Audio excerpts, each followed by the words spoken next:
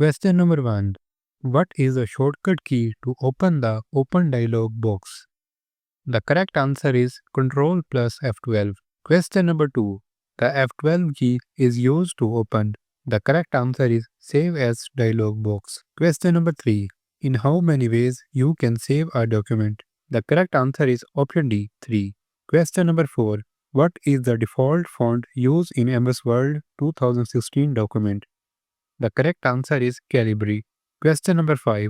What is the default font size of a new Word document based on normal template in Word 2016 or above? The correct answer is 11 pt. Question number 6. What is the smallest and largest font size available in Font Size tool on Formatting toolbar? The correct answer is 8 and 72. 8 is the minimum font size and 72 is the maximum font size. Question number 7. The word wrap feature. The correct answer is automatically move text to the next line when necessary. Question number 8. What is the shortcut for spelling checking in MS Word document? The correct answer is F7. Question number 9. What is the shortcut key you can press to create a copyright symbol? The correct answer is Alt plus Ctrl plus C. Last question is, what is the minimum number of rows and column in MS Word table?